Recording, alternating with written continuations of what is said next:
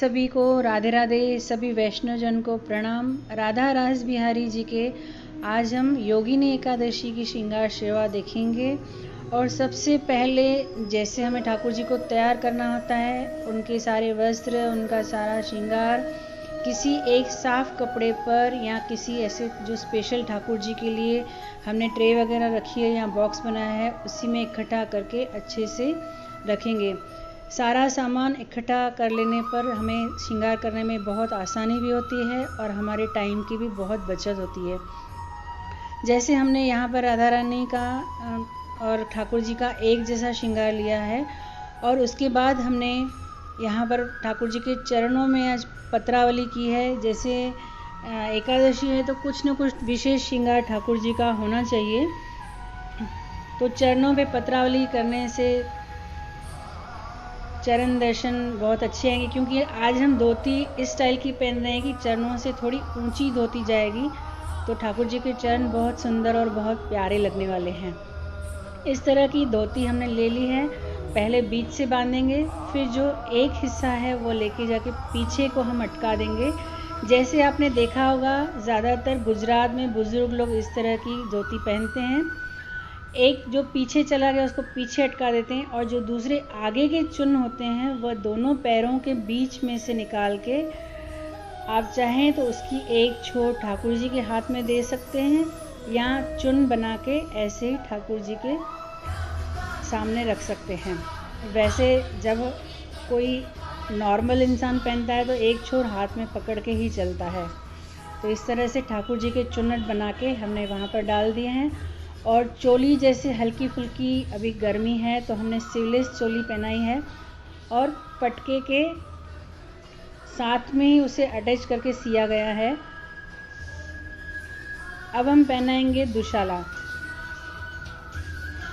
हर किसी का दुशाला पहनने का तरीका अपना अपना होता है और कई तरीके होते हैं दुशाला पहनने के भी।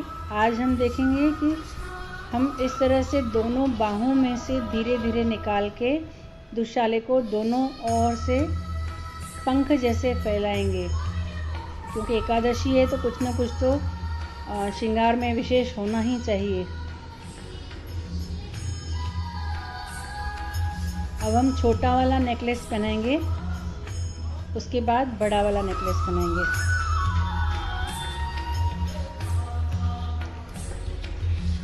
कृष्ण को श्रृंगार करने का बहुत शौक होता है, आप सभी को पता होगा। और जब वो वृंदावन में ग्वाल बाल के साथ भी लीलाएं करते थे, प्रेम से जो उनके ग्वाल बाल, उनके सखा जो उनको पहना देते थे वो पहनते थे। कोई कहीं फूल लगा देता, कोई कुछ लगा देता, तो ठाकुर जी बहुत खुश होते हैं। है त्रिलोक के नाथ, लेकिन हमारा प्रेम भाव देख के उन्हें अत्यंत प्रसन्नता होती है। कानों में कुंडल डालने के बाद अब हम हाथों में कड़े पहनाएंगे। दोनों हाथों में कड़े पहनाने के बाद बिल्कुल आराम आराम से कंफर्टेबल ठाकुर जी को हमें ध्यान देना है। जैसे हमें मान लीजिए कोई हमें श्रृंगार करता है तो हमें कैसे सामने ऐसे लगता है कि हम कंफर्टेबल फील करें, इस तरह से कोई जल्दबाजी नहीं करनी चाहिए। 5 या 10 मिनट ज़्यादा लगेंगे, कोई उसमें हर्ज नहीं है। ऐसे बाजूबंद लगा देंगे। बाजूबंद के बाद हमने केशों को पीछे की ओर चिपका के आगे की ओर दोनों कंधों से ले लिए और घुंघराले बाल वाले हमारे ठाकुर जी बहुत सुंदर लग रहे हैं।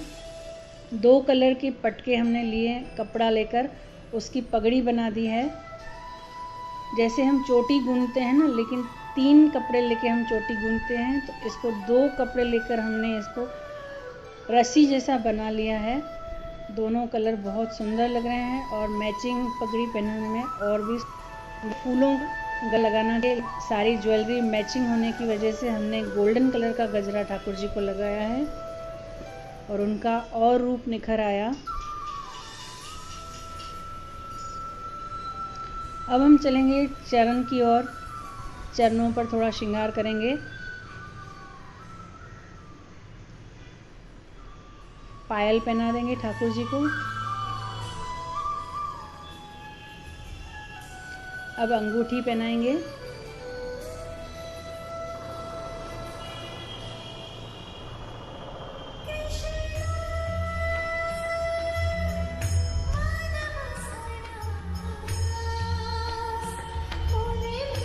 लगभग हमारे ठाकुर जी तैयार हो गए हैं। फिर भी अच्छे से हम देखेंगे कुछ रह तो नहीं गया, कुछ और बाकी तो नहीं है। लंबा वाला हार हमने पहनाया तो उस समय वो क्लिप मिस हो गई है। अब हम पीछे से मोर पंख लगाएंगे। मोर पंख के बिना ठाकुर जी का श्रृंगार अधूरा होता है। आप सभी जानते होंगे कि मोर मयूर ठाकुर जी को बहुत प्रिय है, क्योंकि वह बहुत पवित्र प्राणी है। सबसे आखिर में हम ठाकुर जी को बंसी धारण कराएंगे। बंसी के बिना तो हमारे ठाकुर जी बिल्कुल अधूरे अधूरे हैं। और ये इत्र सेवा होती है, आप सभी जानते ही होंगे कि जब सारे ठाकुर जी को सारा श्रृंगार कराने के बाद आखिर में इत्र सेवा होती है।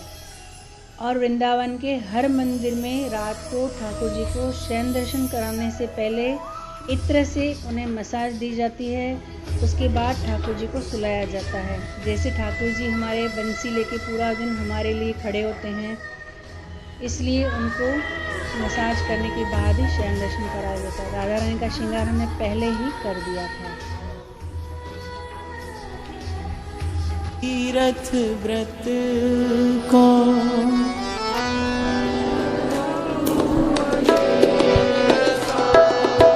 मुझे तो सुनना है।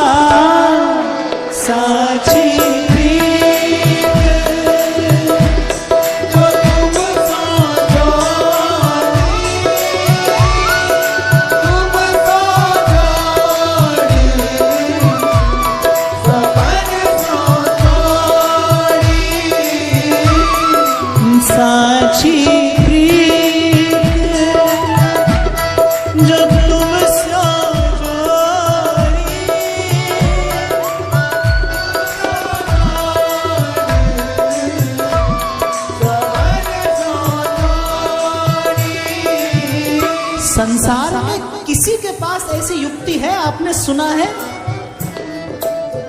कि वो आम के बीज से अनार पैदा करते? हो सकता है ऐसा? नहीं हो सकता। न हुआ, न होगा, न भूतो न भविष्यति। ऐसे ही हा अक्षर में हरि बसे, र में राधा नाम, व अक्षर वृंदा विपिन स सहचरी अभिनाम। इस हरिवंश नाम में नित्य विहार छिपा है, तो नित्य विहार ही तो प्रकट होगा, और कुछ कहां से आ जाएगा? थोड़ी देर लगेगी, थोड़ी देर लगेगी। इसलिए मैंने कहा देरी और दूरी से घबराना नहीं। जब देरी हो, जब दूरी हो, फिर पुकारने का आनंद लेना। पड़ जाना किसी कुंज के कोने में, मैं अपना मन हरि सो जोरो, हरि सो जोरो, हरि सो जोरो। मैं अपना मन हरि सो जोरो, हरि सो जोरो।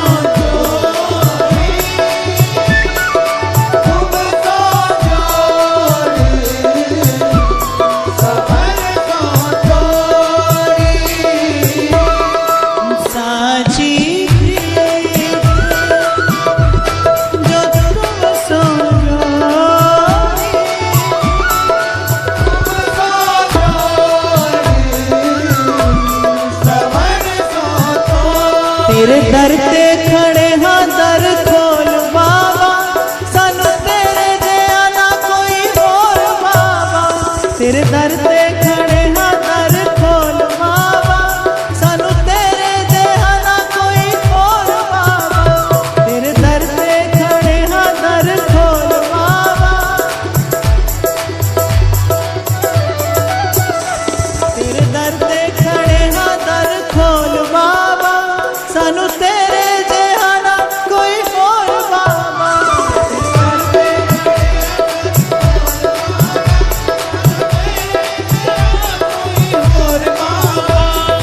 लाइयां निभावी तोड़ बाबा सानू राह विच ना जावी छोड़ बाबा लाइयां निभावी तोड़ बाबा सानू राह विच छोड़ ना ते खड़े हाँ दर खोल